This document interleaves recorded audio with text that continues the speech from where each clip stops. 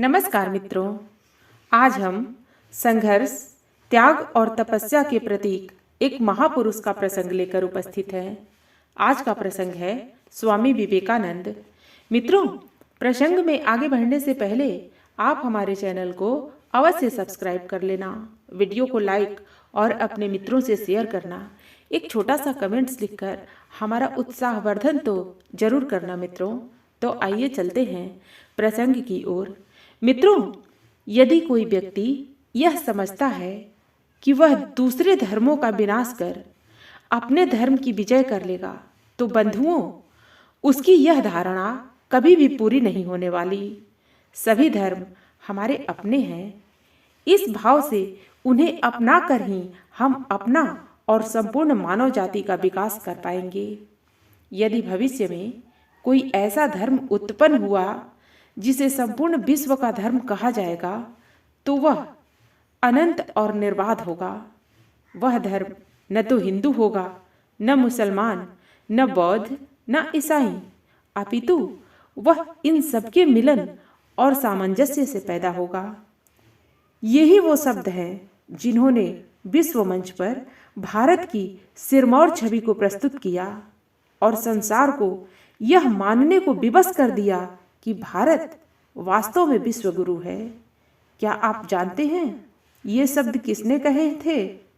ये शब्द 11 सितंबर सन 1893 को शिकागो, अमेरिका में आयोजित विश्व धर्म सभा के मंच पर स्वामी विवेकानंद ने कहे थे। स्वामी विवेकानंद का जन्म 12 जनवरी 1863 को कोलकाता में हुआ था। इनके पिता का नाम विश्वनाथ दत्त तथा माता का नाम भुवनेश्वरी देवी था। इनके बचपन का नाम नरेंद्र था। घर का वातावरण अत्यंत धार्मिक था। दोपहर में सारे परिवार की स्त्रियां इकट्ठा होती और कथा वार्ता कहती। नरेंद्र शांत होकर बड़े चाव से इन कथाओं को सुनते। बचपन में ही नरेंद्र ने रामायण तथा महाभारत के अनेक प्रसंग तथा भजन कीर्तन कंठस्थ कर लिए थे। नरेंद्र की प्राथमिक शिक्षा घर पर ही हुई। इसके उपरांत वे विभिन्न स्थानों पर शिक्षा ग्रहण करने गए। कुश्ती, बॉक्सिंग, दौड़, घुड़दौड़, तैराकी, व्यायाम ये उनके शौक थे। उनका स्वास्थ्य बहुत अच्छा था। सुंदर व आकर्षक व्यक्तित्व के कारण लोग उन्हें मंत्रमुग्ध होकर देखते रह जाते। घर पर पिता की विचारशील पुरुषों से चर्चा होती। नरेंद्र उस चर्चा में भाग लेते और अपने विचारों से विद्वत मंडली को आश्चर्यचकित कर देते। उन्होंने बीए तक शिक्षा प्राप्त की। इस समय तक उन्होंने पाश्चात्य और भारतीय संस्कृति का विस्तृत अध्ययन कर लिया था। दार्शनिक विचारों के अध्ययन से उनके मन में सत्य को जानने की इच्छा जागने लगी। कुछ समय पश्चात नरेंद्र ने अनुभव किया कि उन्हें बिना योग्य गुरु के सही मार्गदर्शन नहीं मिल सकता है, क्योंकि जहां एक ओर उनमें आध्यात्मिकता के प्रति जन्मजात रुझान था, वहीं उतना ही प्रखर बुद्धियुक्त तार्किक स्वभाव था। ऐसी परिस्थिति में वे ब्रह्म समाज की ओर आकर्षित हुए। नरेंद्रनाथ का प्रश्न था, क्या ईश्वर का अस्तित्व है? इस प्रश्न के समाधान के लिए वे अनेक व्यक्तियों से मिले, किंतु समाधान न पा सके। इसी बीच उन्हें ज्ञात हुआ कि कोलकाता के समीप दक्षिणेश्वर में एक तेजस्वी साधु निवास करते हैं। अपने चचेरे भाई से भी नरेंद्र ने इन साधु के बारे में सुना। वे मिलने चल दिए। वे साधु थे स्वामी रामकृष्ण परमहंस। नरेंद्र ने उनसे पूछा, महानुभाव, क्या आपने ईश्वर को देखा है? उत्तर मिला, हाँ, मैंने देखा है, ठीक ऐसे ही जैसे तुम्हें देख रहा हूं, बल्कि तुमसे भी अधिक स्पष्ट और प्रगाढ़ रूप में। नरेंद्र इस उत्तर पर मौन रह गए। उन्होंने मन ही मन सोचा, चलो कोई तो ऐसा मिला जो अपनी अनुभूति के आधार पर यह कह सकता है कि ईश्वर का अस्तित्व है। नरेंद्रनाथ का संशय दूर हो गया। शिष्य की आध्यात्मिक शिक्षा का श्री गणेश यहीं से हुआ। स्वामी रामकृष्ण परमहंस ने इस उद्विग्न, चंचल और हठी युवक में भावी युग प्रवर्तक और अपने संदेश वाहक को पहचान लिया था। उन्होंने टिप्पणी की, नरेन यानी नरेंद्र एक दिन संसार को आमूल झकझोर डालेगा। गुरु रामकृष्ण ने अपने असीम धैर्य द्वारा इस नवयुवक भक्त की क्रांतिकारी भावना का समन कर दिया। उनके प्यार ने नरेंद्र को जीत लिया और नरेंद्र ने भी गुरु को उसी प्रकार भरपूर प्यार और श्रद्धा दी। अपनी महासमाधि से 3-4 दिन पूर्व श्री रामकृष्ण परमहंस ने अपनी सारी शक्तियां नरेंद्र को दे डाली और कहा, मेरी इस शक्ति से जो तुम में संचारित कर दी है, तुम्हारे द्वारा बड़े बड़े कार्य होंगे और उसके बाद तुम वहां चले जाओगे जहां से आए हो। रामकृष्ण परमहंस की मृत्यु के पश्चात नरेंद्र परिव्राजक के वेश में मठ छोड़कर निकल पड़े। उन्होंने संपूर्ण भारत में घूम घूम कर रामकृष्ण के विचारों को फैलाना प्रारंभ कर दिया। वे भारतीय जनता से मिलते, उनके सुख दुख बांटते, दलितों शोषितों के प्रति उनके मन में विशेष करुणा का भाव था। यह समाचार पढ़कर कि कोलकाता में एक आदमी भूख से मर गया, द्रवित स्वर में वे पुकार उठे, मेरा देश, मेरा देश। छाती पीटते हुए उन्होंने स्वयं से प्रश्न किया, धर्मात्मा कहे जाने वाले हम सन्यासियों ने जनता के लिए क्या किया है? इसी समय उन्होंने अपना पहला कर्तव्य तय किया, दरिद्र जन की सेवा, उनका उद्धार। उनके द्रवित कंठ से यह स्वर फूटा, यदि दरिद्र पीड़ित मनुष्य की सेवा के लिए मुझे बार बार जन्म लेकर हजारों यातनाएं भी भोगनी पड़ी तो मैं भोगूंगा। स्वामी जी ने अपने जीवन के कुछ उद्देश्य निर्धारित किए। सबसे बड़ा कार्य धर्म की पुनर्स्थापना का था। उस समय भारत ही नहीं वरन संपूर्ण विश्व में बुद्धिवादियों की धर्म से श्रद्धा उठती जा रही थी। अतः आवश्यक था धर्म की ऐसी व्याख्या प्रस्तुत करना जो मानव जीवन को सुखमय बना सके। दूसरा कार्य था हिंदू धर्म और संस्कृति पर हिंदुओं की श्रद्धा जमाए रखना, जो उस समय यूरोप के प्रभाव में आते जा रहे थे। तीसरा कार्य था भारतीयों को उनकी संस्कृति, इतिहास और आध्यात्मिक परंपराओं का योग्य उत्तराधिकारी बनाना। स्वामी जी की वाणी और विचारों से भारतीयों में यह विश्वास जागृत हुआ कि उन्हें किसी के सामने मस्तक झुकाने अथवा लज्जित होने की आवश्यकता नहीं। लगभग 3 वर्ष तक स्वामी जी ने संपूर्ण भारत का भ्रमण कर प्रत्यक्षतः ज्ञान प्राप्त किया। इस अवधि में अधिकांशतः वे पैदल ही चले। उन्होंने देश की अवनति के कारणों पर मनन किया और उन साधनों पर विचार किया जिससे कि देश का पुनः उत्थान हो सके। सन 1893 ईस्वी में शिकागो, अमेरिका में संपूर्ण विश्व के धर्माचार्यों का सम्मेलन होना निश्चित हुआ। स्वामी जी के हृदय में यह भाव जागृत हुआ कि वे भी इस सम्मेलन में जाएं। खेतरी नरेश, जो कि उनके शिष्य थे, स्वामी जी की इस भावना की पूर्ति में सहयोग किया। खेतरी नरेश के प्रस्ताव पर उन्होंने अपना नाम विवेकानंद धारण किया और अनेक प्रचंड बाधाओं को पार कर इस सम्मेलन में सम्मिलित हुए। निश्चित समय पर धर्म सभा का कार्य प्रारंभ हुआ। विशाल भवन में हजारों नर नारी श्रोता उपस्थित थे। सभी वक्ता अपना भाषण लिख कर लाए थे, जबकि स्वामी जी ने ऐसी कोई तैयारी न की थी। धर्म सभा में स्वामी जी को सबसे अंत में बोलने का अवसर दिया गया, क्योंकि वहां न कोई उनका समर्थक था, न उन्हें कोई पहचानता था।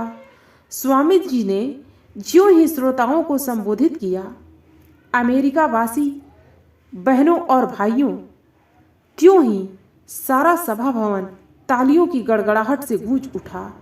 बहुत देर तक तालियां बजती रहीं। पूर्व के सभी वक्ताओं ने संबोधन में कहा था, अमेरिका वासी महिलाओं एवं पुरुषों। स्वामी जी के अपनत्व भरे संबोधन ने सभी श्रोताओं का हृदय जीत लिया। तालियां थमने पर स्वामी जी ने व्याख्यान प्रारंभ किया। अन्य सभी वक्ताओं ने जहां अपने अपने धर्म और ईश्वर की श्रेष्ठता सिद्ध करने की कोशिश की, वहीं स्वामी विवेकानंद ने सभी धर्मों को एकाकार करते हुए घोषणा की, लड़ो नहीं, साथ चलो, खंडन नहीं, मिलो, विग्रह नहीं, समन्वय और शांति के पथ पर बढ़ो। इस भाषण से उनकी ख्याति संपूर्ण विश्व में फैल गई। अमेरिका के अग्रणी पत्र दैनिक हेराल्ड ने लिखा, शिकागो धर्म सभा में विवेकानंद ही सर्वश्रेष्ठ व्याख्याता हैं। प्रेस ऑफ अमेरिका ने लिखा, उनकी वाणी में जादू है, उनके शब्द हृदय पर गंभीरता से अंकित हो जाते हैं। स्वामी जी की विदेश यात्रा के कई उद्देश्य थे। एक तो वे भारतवासियों के इस अंधविश्वास को तोड़ना चाहते थे कि समुद्र यात्रा पाप है तथा विदेशियों के हाथ का अन्न जल ग्रहण करने से धर्म भ्रष्ट हो जाता है। दूसरा यह कि भारत में अंग्रेजी प्रभाव वाले लोगों को वे यह भी दिखाना चाहते थे कि भारतवासी भले ही अपनी संस्कृति का आदर करें या न करें, पश्चिम के लोग जरूर उससे प्रभावित हो सकते हैं। शिकागो सम्मेलन के बाद जनता के विशेष अनुरोध पर स्वामी जी 3 वर्ष अमेरिका और इंग्लैंड में रहे। इस अवधि में भाषणों, वक्तव्यों, लेखों, वाद विवादों द्वारा उन्होंने भारतीय विचारधारा को पूरे यूरोप में फैला दिया। विदेश यात्रा में उन्हें सबसे मधुर मित्र के रूप में जे गुडविन, सेवियर दंपत्ति और मार्गरेट नोबल मिले, जिन्होंने उनके कार्य एवं विचारों को सर्वत्र फैलाया। मार्गरेट नोबल ही भगिनी निवेदिता कहलाईं। भगिनी निवेदिता भारतीय तपस्वी समाज में प्रवेश करने वाली प्रथम पाश्चात्य महिला थीं। इन्होंने पश्चिम में विवेकानंद की विचारधारा के प्रचार प्रसार हेतु जितना कार्य किया उतना किसी और ने नहीं किया। विदेश यात्रा के दौरान ही उनकी भेंट प्रसिद्ध विद्वान मैक्स मूलर से हुई।